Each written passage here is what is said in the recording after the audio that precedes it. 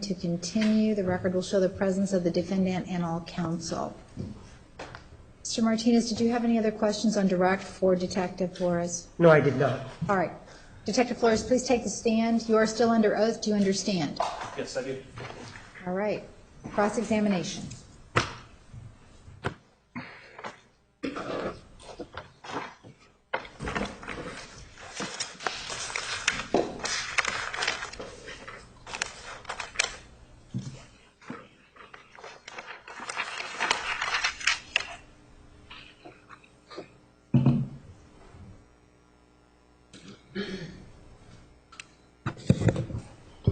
Good morning, Detective Flores. Good morning.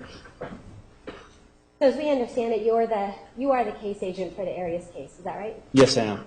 And as case agent, that means that you control the investigation of the case? Yes. And you direct others to do certain investigations? Yes. And how long have you been with Mesa PD? Almost 21 years. And so you're fully aware of Mesa Police Department's policies and procedures about investigations, right? Yes.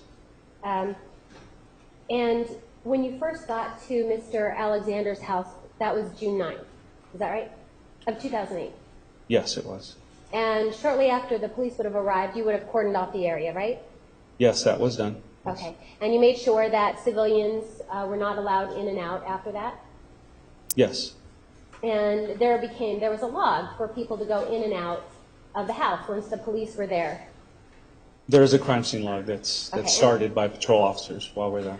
Yes. Okay. And the crime scene log is there to make sure that you know who went in and who went out. Yes. Because ultimately, you are protecting the scene. Yes, that's correct. You want to make sure that the integrity of the scene stays the way it is that when you found it. Yes. And you want to make sure that you're protecting the evidence at the scene. Yes, that's the utmost importance with a case like this. I'm sorry, say it again? That's the most important thing with a case like this. The most important thing is to protect the evidence. Yes. And the most important thing to protect the evidence is because it's now under your control, right? Yes, it is. And being under your control, it's your responsibility to make sure that the evidence is protected. Yes. After the 9th, officers come back on June 10th, is that right? An officer stays there, or a group of officers stays there until we were able to get a warrant to enter the house to begin to photograph and document evidence and collect evidence at that point. Okay, so was it you who stayed there, or was it other officers? Other officers. Okay, and so other officers are staying at the house in addition to make sure that nobody can go in and ruin anything. Absolutely, yes. And on June 10th, you were back on June 10th, right? Yes, I was. And again, we're talking about 2008. Yes. Okay. And so when you come back on June 10th, again, it's your responsibility to make sure that the evidence stays pristine. Yes. And on June 10th, is that when officers are starting to collect and impound the evidence? Yes, it was the morning of the 10th. Okay. And you're familiar with Mesa Police Department's policies regarding impounding evidence, right? Yes. I mean, there's Majority certain- of them. Yes. I mean, I don't know them all by heart, but yes, I'm familiar with them. Okay. Because there's certain rules that officers have to follow when you're impounding evidence, right? Yes, sir. To make sure that the evidence isn't ruined. That's correct, yes. And like an example, you would take photographs of the evidence before you actually move it. We need to take photographs first, yes. Okay. So on June 10th, there's all different kinds of evidence, isn't there, that you're impounding? Yes, there is. And depending on the type of evidence, there's different types of rules that go along with it, of how to impound it. Yes, there are. So in other words, if you were impounding something like a vehicle, there's rules for how to impound a vehicle, right? Yes. And if you're impounding drugs, there's rules with how to impound drugs. Yes, there's guidelines, yes. Guidelines. Yes. And if you're impounding computers or electronic evidence, there's rules about impounding electronic evidence. Yes, there are. And part of those rules of impounding electronic evidence is to, let's say we're dealing with a computer, okay? Okay. One of the rules that Mesa Police Department has to follow is the fact that you do not turn on the computer if it's turned off. That's true. And if it's turned off, you don't turn it on. They just do that. You don't turn it on, right? You do not turn it on. Okay. And if it's turned on, you don't turn it off. Correct. And you're not to open and close any files on a computer. No. And you're not to run any directories on a computer. No. And you're not supposed to access the computer disks or any memory storage type devices that are near it. No. In fact, part of what Mesa Police Department requires officers to do is contact their forensics unit, right? Yes. Because you and Mesa, has its own forensics unit. Yes, because regular detectives don't know too much about computers, and so if there's a computer on the scene and we find that it's possibly part of the evidence, then yeah, we will contact our computer forensics. Okay, and you're going to and because regular officers might not know too much about computers, that's why the rules are so clear as to don't touch it, call forensics. Don't turn it on, yeah, Okay. and call forensics. Okay, and you knew about this on June 10th, right? Because you knew about this on June 10th, right? Yes. And you ended up advising Detective Melendez that the laptop, which we now know is the compact Presario belonging to Mr. Alexander, had actually been turned on. No, it was not turned on. It was already on. It was woken up out of sleep, as far as you know. Yes, and that's not against policy. Okay. It's not against policy to wake it up out of sleep? No, that's something computer forensics examiners are tasked to do in case there's some kind of password or something. So you determine whether it's turned on, if it's in sleep mode or not. Once you determine if it was in sleep mode, you wake it up to see where it's at, and then you call computer forensics, and they come take care of it at that point. Okay, so are you the one who woke it up then? Yes. Okay. And how is it that you did that? The computer was in I believe it was the office area. Mm-hmm. It was open, and I took a pen and I touched the space bar and determined it was on, but it was just in sleep mode, which is our policy. And we called computer forensics, and I let them know that the computer was on and where it was, and we photographed and they collected it. Okay. And you say you took a pen. Why did you take a pen? I didn't want to get my fingerprints on it or anything. So you wanted to preserve any fingerprints or anything that might have been actually on the computer keyboard itself? Yes. Okay. And so you took care to use a pen so that you didn't get any of your fingerprints on the keyboard? Yes. And I was wearing gloves and stuff too, but you can still transfer fingerprints through gloves, and I just wanted to make sure that I didn't touch it. Okay, so you were being extra careful by using a pen even though you had gloves on? Yes. Okay. And when you woke up the computer out of sleep, did the screen pop on? Yes, it did. And what did you see when the screen popped on? I don't remember exactly what I saw. It was a long time ago, but I remember the screen lit up and indicating that it was in sleep mode.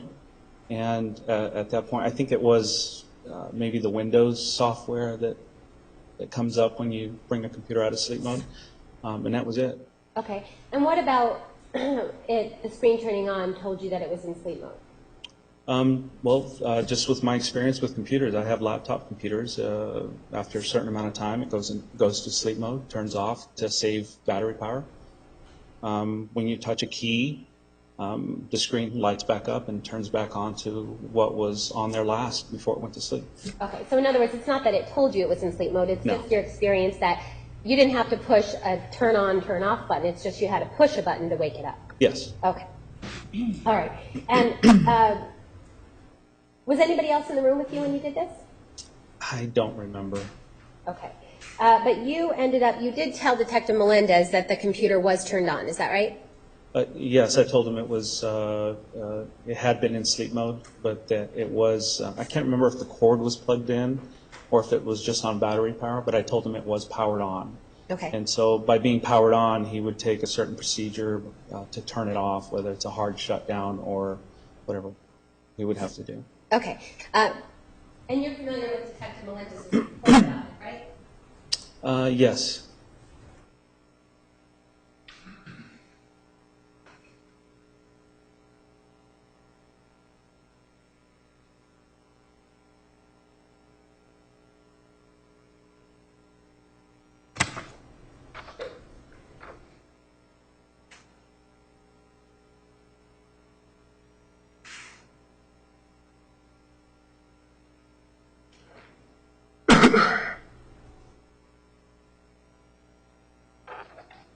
And Detective Melendez noted in his report, and I'm showing you exhibit number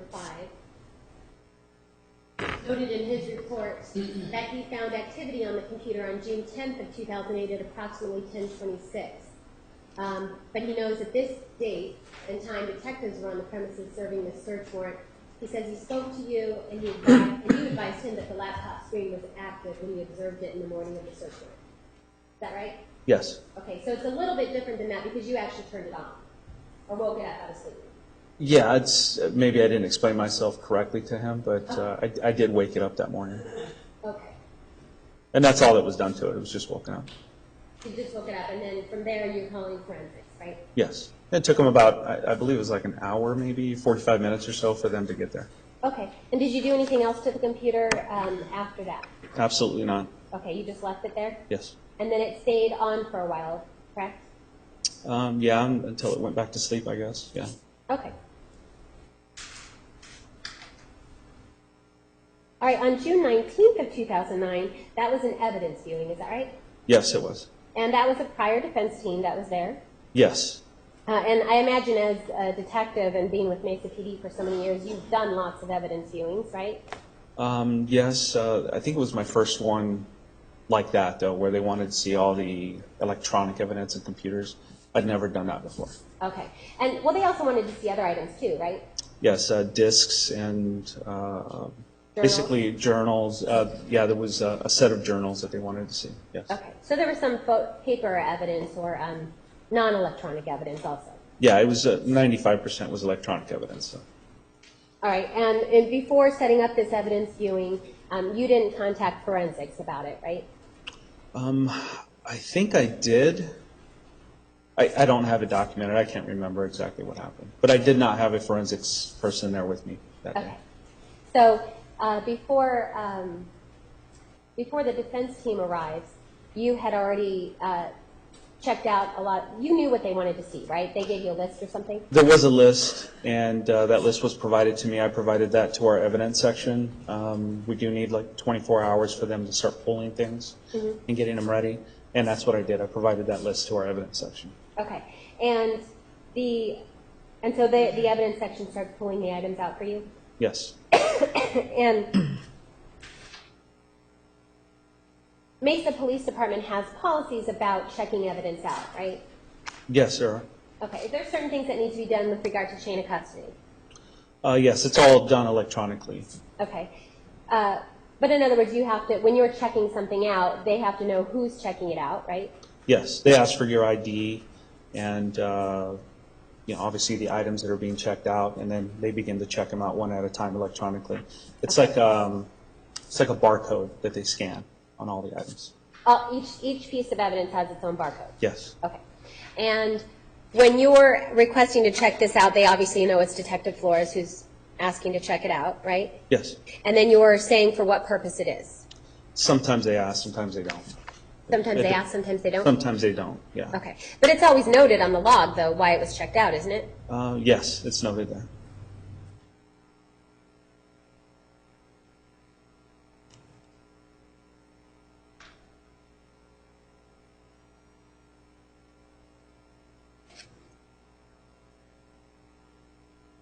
All right, I'm showing you exhibit number 9, which this is the chain of custody.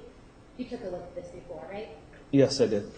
And this is the chain of custody specifically for just the compact Rosario laptop. Yes, it is. Right? Yes. Okay, so we can see here, starting on June 11th, this is when we see June 11th, a record of when it's actually impounded Yes. into Mesa.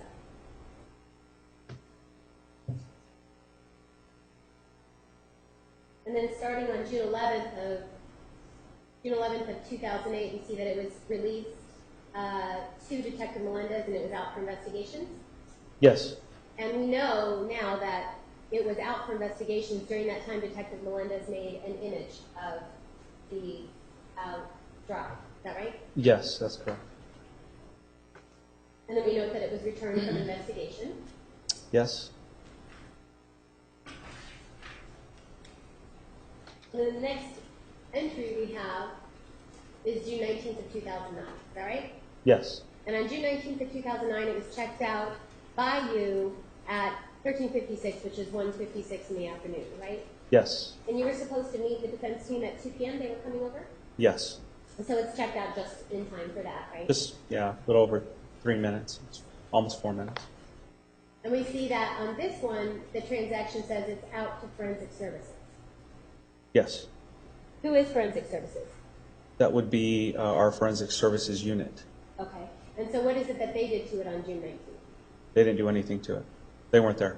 Okay, so why is it noted out to forensic services? Well, if you, for the same reason as when Mike Melendez checked it out in the previous page, they put out investigations. That should have been forensic services as well. So it depends on the evidence personnel who's filling this out in the computer, what they put on there. Like I said, sometimes they ask us, sometimes they don't, sometimes they just guess. It's 50% of the time they ask us what it's out for. Okay, but this wasn't something, you never made a supplement to correct the fact that it says it was out to forensics, but it really wasn't, right? No, I never even saw this until it was printed out. I think it was this year. Okay, and the rest of these, we see that it was checked out again on November 24th of 2009, Yes. and that was released to you. Yes. And that says out for investigations, right? Yes. And December 11th, 2009? Yes. Was released to Bina or Bina? Yes, Detective Bina, Okay. Pete Bina. And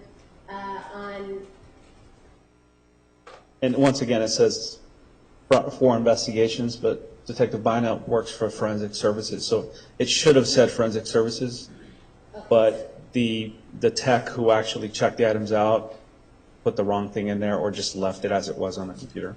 okay. So December 11th, 2009 is also wrong, where it's noted that it was. Yes. Okay. So, and it was wrong on June 19th of 2009, where it's noted where it was. Yes. And it was wrong on June 11th. Sorry, June 11th of 2008. Yes.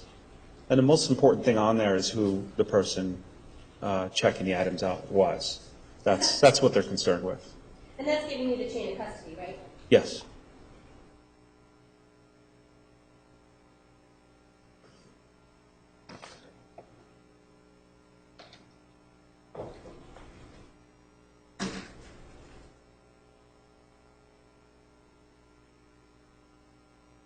All right, and we know that for the evidence viewing on June 19th of 2009, we see that it was, that you checked it out at 1:56 in the afternoon, and then it was checked back in at 4:51. Is that correct? That's correct. And it was you who returned it? Yes, it was. Okay.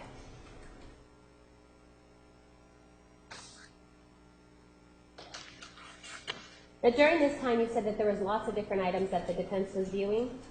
A handful of items, yes. Okay. Well, I thought you said it was a lot of items. I'd have to see the list, but maybe 10, 12 items, maybe a dozen or so. Ms. Martinez showed you the list before, right? Yes, he did. And that's exhibit number 4. So we have a computer disk, a computer bag with computer disk, thumb drive, cell phone. You see all of that on the first page, right? Yes. So there's 9 items on the first page. Yes.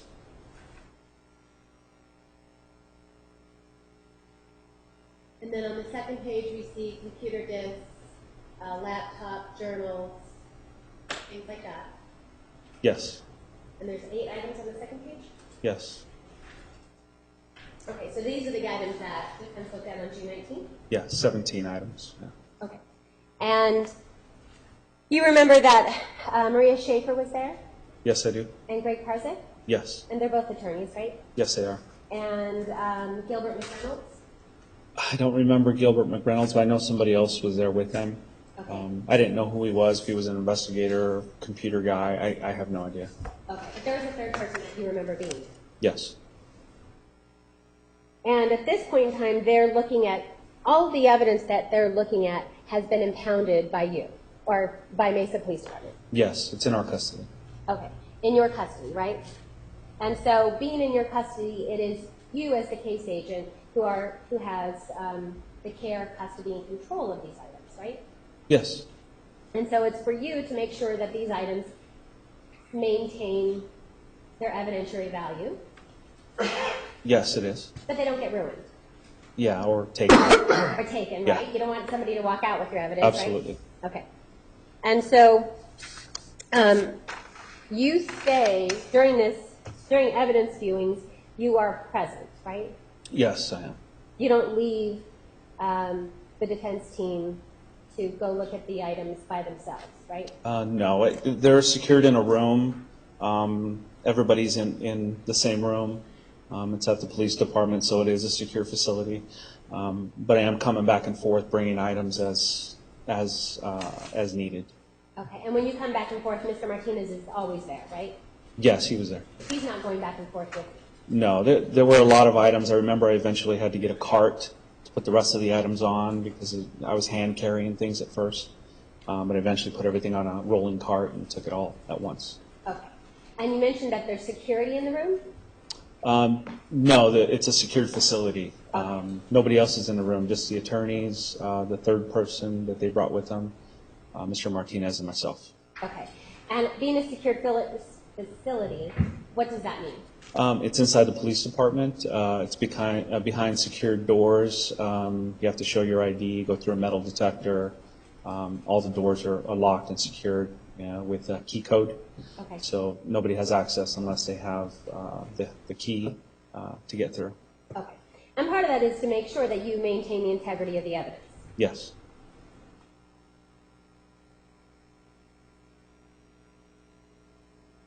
And at one point, you do remember bringing the computers into the evidence room, right? Yes. And It was they a were- conference room. A conference room. Yes, a conference. And the computers were brought in on the cart? I believe the computers were brought in first, and then they were still checking items out, like I said, with the barcodes. And once they got all the items put together, I asked for a cart and brought the rest of the items. So some of the items were in the room first, and then I went and got other items. Okay. It only took a few minutes. Okay. And whenever you left the evidence room, Mr. Martinez never notified you of any wrongdoing that the defense counsel was doing, right? No, the stuff was still, no, he didn't notify me. And the items I had brought were still on the table unopened. So, yeah. So as far as you know, they didn't do anything inappropriate with the items? Yeah, they did not. Okay. And when the computers came in, one of the computers was the compact Presario belonging to Mr. Alexander, right? Yes. And then there was another computer that you turned on too? There was another computer that I brought in, yes. Okay. But eventually both computers were turned on, is that right? They were turned on. Okay, and the compact Presario, that's a laptop, right? Yes. So because it's a laptop, it has a battery on it? Yes. And the battery was dead, wasn't it? I don't remember if it was dead or not. Okay. The compact Presario couldn't be turned on without a power cord, right? It needed a power cord. Power cords were in the bags with the computers. Okay. I remember there being one computer that didn't have a power cord, and I don't remember whose computer that was. Okay, and what did you do with that computer that didn't have the power cord? I opened the bag, didn't have a power cord, and I left it for them, the defense team, to look at, photograph, whatever they were doing with it. Okay, was that computer turned on? I don't know. I don't think so. Okay. The compact Presario, though, you said the cord was in the bag? Yes, it's still in the bag to this day. Okay, and you're the person who's taking the items out of the bag, right? Yes. You cut it open.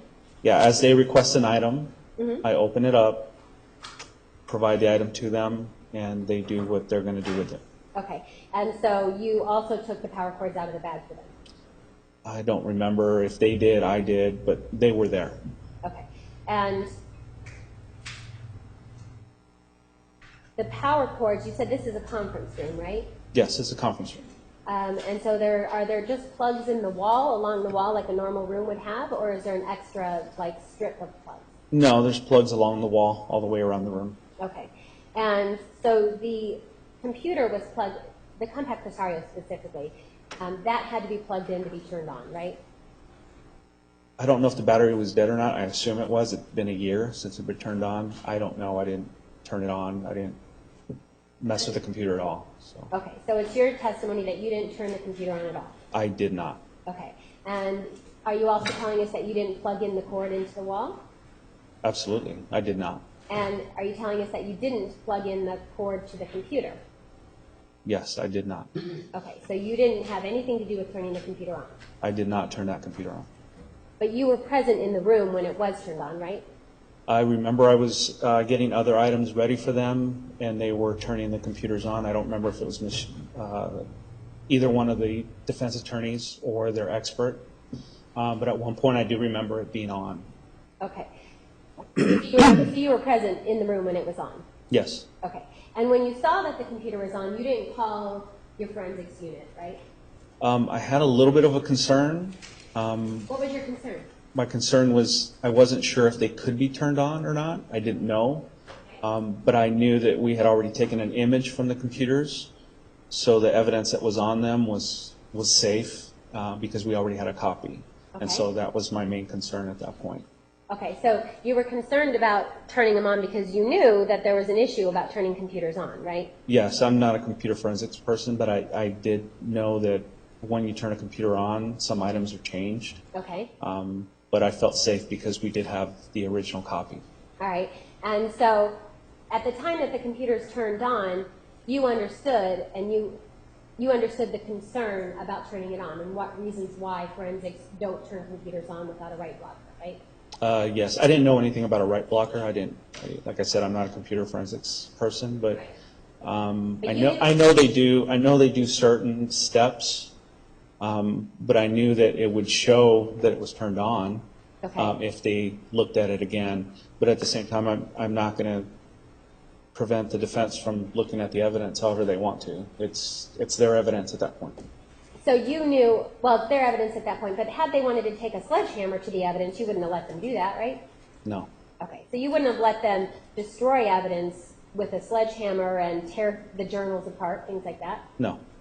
And you, at the time that these computers are on, you knew that it was something that forensics tells all officers not to do, right?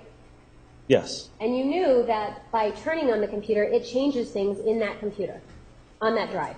Yes, it does. And knowing that, you never stopped anybody from turning on the computer, right? No, I did not interfere with their investigation. And you didn't call forensics to ask them what to do once the computers were on. No. And you didn't call forensics to ask them how to turn the computer off now that it had been turned on. I did know how to turn the computer off because I had seen the computer forensics people do it. Okay. And they had explained to me how to turn it off. And it's basically you remove the battery and you unplug it. It's called a hard shutdown. And so I remember when they were done with the computer, they put it off to the side, they looked at another one, and I proceeded to do a hard shutdown on the computers. So hard shutdown to you means that the battery is removed and the plug is unplugged. Yes. Okay. And that's what you did. Yes. And once the computers were on, you didn't immediately tell anybody to turn it off, right? No. And you let the computer stay on, correct? While they were looking at it? Yes. Yes, I did. And you didn't tell anybody not to touch the computer when it was on? No. And you saw Mr. Martinez looking at the computer when it was on? I don't remember. I remember him being off to the side. I don't know if he was taking notes or I have no idea what he was doing. Okay. I don't remember him looking specifically at the computer. I know it was one of the defense attorneys who was sitting right in front of the computer, manipulating pictures, I believe they were looking at, photos. And you don't know which defense attorney that was? I don't. I can't remember. Okay, but you remember, for your memory, you remember it wasn't Mr. Martinez who was doing that. No, he was sitting off to the side. And you remember Mr. Martinez asking about whether or not new photos had been found on any of the electronic evidence? I don't remember anything about new photos. It wasn't an issue in this case, so I didn't ask about New photos weren't it. an issue? No, not at that point. Well, in 2009, you had already found the photos that were taken on June 4th of 2008. hadn't Not you? on the computers. Yes, the nude photos on the camera, yes. Yes. And that's what the investigation was focused on, was on the computers specifically, was timeframes, when things happened, who he was last talking to, who accessed it last, those kinds of things. But nude photos on a computer, we weren't looking for those. Okay, but by 2009, you certainly knew that nude photos had been taken in Miss Arias, right? Yes. And do you recall Mr. Martinez making any comments about nude photos or pornography being found on any of the electronic items that day? No, I don't remember. So you don't remember that, but you're able to remember that it was a defense attorney who was looking at the laptop. Yes. But you don't remember which one? No, one or the other. I remember someone sitting down in front of the computer and someone standing above them, going through pictures, documents, just trying to see what was in the computer, what kind of files were in the computer. And although you don't know which defense attorney it was, you know it wasn't Mr. Martinez. No, because I remember him sitting off to the side with a notepad, writing down the items. Okay. And while this is happening, you're in the room, obviously, viewing it. Yes. And while this is happening, you're never telling anyone to not touch the computer. No. So you're saying that somebody was manipulating the keyboard and you let them, right? Yes.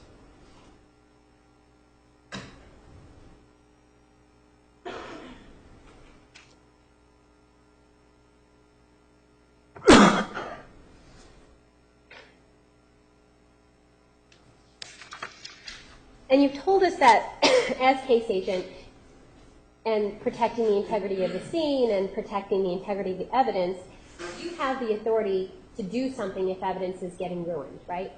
Yes. So you tell us that you have a concern at the time that the computer was turned on June 19th of 09, right? Yes. But you didn't do anything to stop it. That's correct. And being the case agent and being the detective from Mesa Police Department, you are the one who had the authority to do that, to stop it.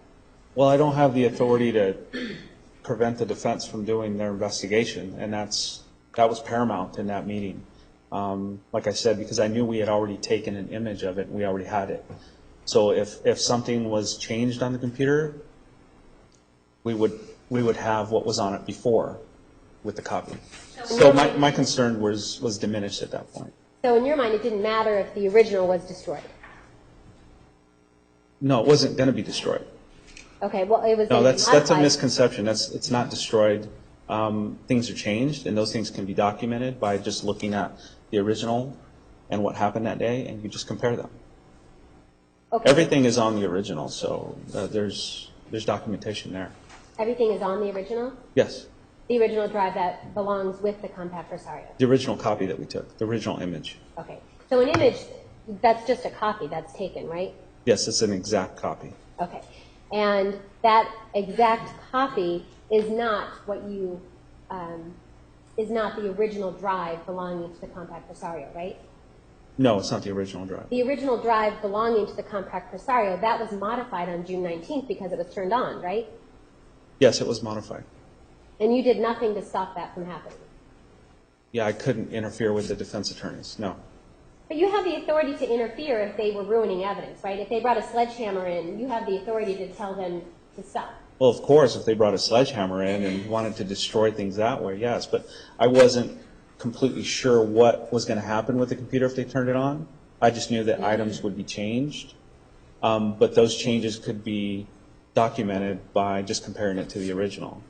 So had they wanted to open those journals that they were looking at and start highlighting certain pages, dog-earing certain pages, things like that, you wouldn't have let them do that, right? No, we hadn't made copies yet, so no, I would not. Okay. Do you have an understanding now that on a cell phone, a call cannot be made or received without a SIM card inside of it? Not all cell phones. Well, it can't go through, well, which cell phones can be used without? I know a lot of Verizon cell phones don't need the SIM cards. Verizon was the first company to start that. Okay, and SIM cards only necessary for like international stuff, and it's not necessary on all phones. okay, so if there's no SIM card, the phone can be used over the internet, is that right? I'm not sure. Okay. So if there's no SIM card, it's not going to go through the Verizon phone lines. Is that right? Verizon didn't require SIM cards for all their phones. Which phones do they not require SIM cards for? I believe the phone that Travis Alexander had, the little computer phone he had, it didn't require a SIM card. The Pocket PC phone? Pocket PC, yeah. Okay. So that didn't require, and how is it that you know that? Actually, my wife worked for Verizon at that time, and I had friends who worked for Verizon, and I remember one of the computer forensics personnel also, he was able to remove some of the data from the phone, and it didn't have a SIM card. Who was able to remove some of the data? Detective Pete Bina. Okay. It was like a year later when our software was updated. At first we tried, we couldn't get anything off the computer or off the phone. It wasn't until about a year or so later, maybe even 2 years, that we got an update to our software, and he was able to remove all those text messages that we seen in court. Okay. And you say at that time it was Detective Bina? I think it was Bina, yes, Bina. B-I-N-A. And Detective Bina noted there was no SIM card in it? Yes, I remember being there with him. And that's something he noted in his report? I don't know if he noted in his report or not. What other kinds of phones don't need SIM cards? I'm not sure. Okay.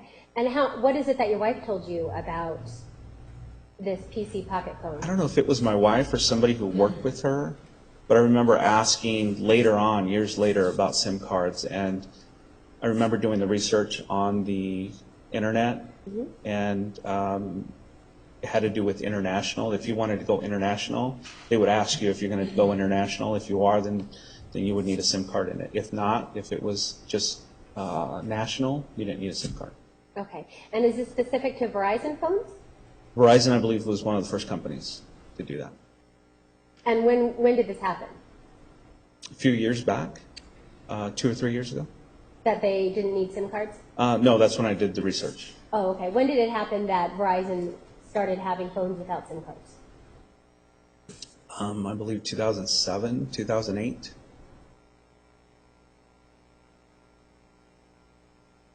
So what other, and do you know of any other phones that didn't need SIM cards?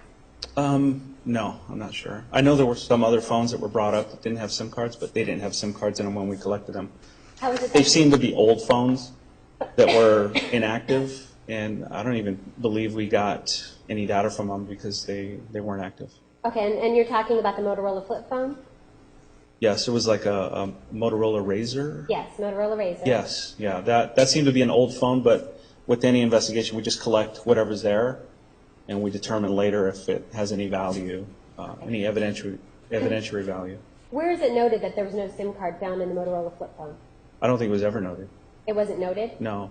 So how is it that you know then that there was no SIM card found in 2008? If you never noted it back then? Well, I remember they were old phones and they were all inactive. So we looked at all of them to determine if we could get data off of them. And that was one of the things I remember seeing. No SIM cards. They were old. Some of them appeared broken. And so we just moved on. Which ones appeared broken? I think the Motorola Razr, I think it had some cracks on it. I'm not positive. This was 5-6 years ago. I remember this. So when is it that you were examining these phones? When they were collected and sent to me Okay. So from Wairika, California, I had to look at everything, document it, and submit them into evidence at that time. and what's the purpose of documenting it? Just to document what I received for evidence, and then I impounded it into our evidence. Okay, and how is it that you look at it when you're documenting it before you impound Just it? physically, just looking at it. Okay, so physically looking at it, you were able to tell that there was no SIM card? Yeah, I remember opening the phones, looking at them. There was no power cord with most of them. And I also remember during the time when the defense attorneys came to look at all those things, they couldn't turn those on either. None of the cell phones were turned on? I don't believe they worked. Okay. And there was also a Samsung flip phone, wasn't there? That was recovered in Wairika? I can't remember if there was a Samsung or not. Okay, but like I remember the Motorola Razr and some other flip phones, but I don't know what make or model they were. Okay. Do you remember a silver flip phone that was recovered in Wairika? Yes. Okay. And that's different from the Motorola Razr, right? No, that's the one I remember. And I remember that because I had a Motorola Razr myself. So that's why I remember that one. Okay.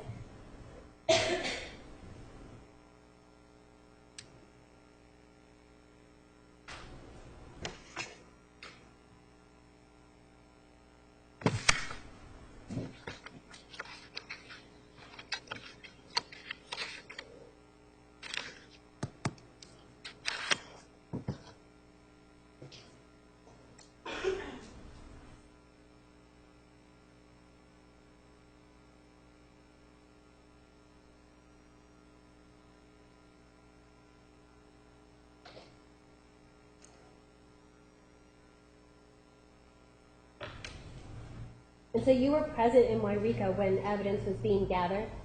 I wasn't. You were not? No. So you're documenting this evidence after you receive it from Wairika? Yes. Okay. And so you remember a Motorola Razr? Yes, I do remember that. And you remember that there was another phone also? You just don't remember the type? I don't remember. Yeah. Okay. You don't remember that there was another phone, or you don't remember the I type? remember there being another phone, but I don't remember where it was collected exactly or what make or model it was. All right. That other phone that you remember was there, but you don't remember the make or model, that one didn't have a SIM card either. Are you aware of that? That I'm not aware of. Okay. Like I said, the Motorola Razr I do remember because I had one at that time. Okay. And at no time in any of your reports when you're documenting the evidence do you ever document that the Motorola was missing a SIM card, right? No. But that's something that you remember testifying today in 2014 that happened in 2008. Yeah, it sticks in my mind, but I didn't document it. Why No. does it stick in your mind? Because I had one at that time, and that's the only reason it sticks in my mind. I remember looking at it and thinking, oh, this must have been one of the first generation Motorola Razrs because it appeared really old and looked like it hadn't been used for a long time. And the one you had back in that time, you had a SIM card in yours, right? You know what? I don't remember if I had a SIM card or not. Okay, well, you would know the difference, right, if one didn't have one and one did. Yeah, you would have to pull the back off and actually look. Specifically, I remember looking for a battery because it wasn't turning on. Okay. And we didn't have a power cord for it, so I just left it in the packaging and submitted it into evidence. Okay. And so based on that, that's what you remember about it not having a SIM card. Yes. Right. And you're telling us that the PC pocket phone that belonged to Mr. Alexander, that was located on his desk, wasn't it? Yes. And next to his laptop, Yes. or near his laptop, right? Yes. And you're telling us that that PC pocket phone, based on speaking to people who work for Verizon, might never have had a SIM card. Yes, that's correct.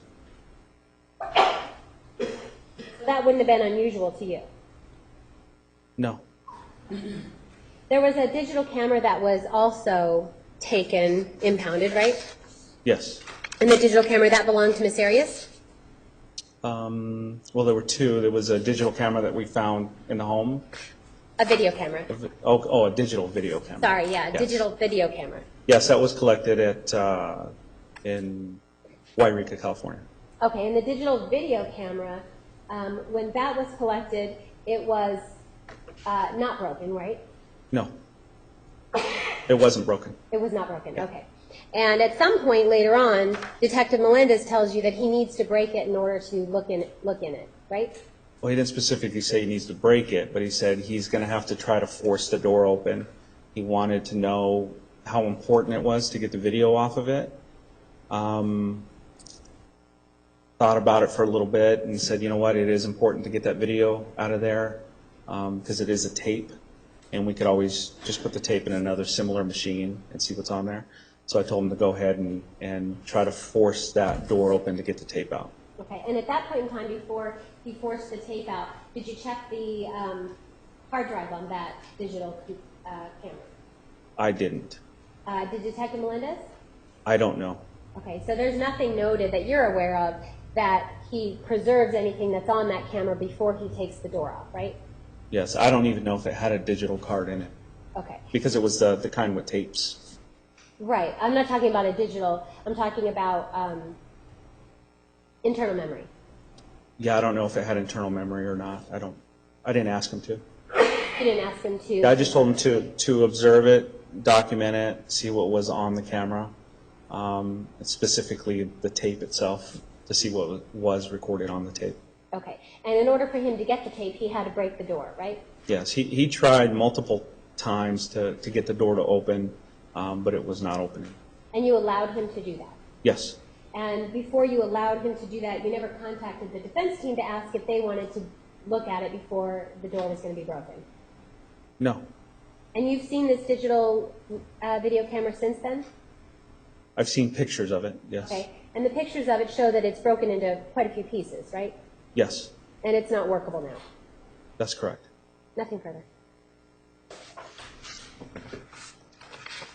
Redirect. Is it your job to tell the defense attorneys when they are viewing property how to view the property? No. I don't have any other questions. All right, you may sit down. Thank you. We're going to take a 10-minute recess. 10-minute recess.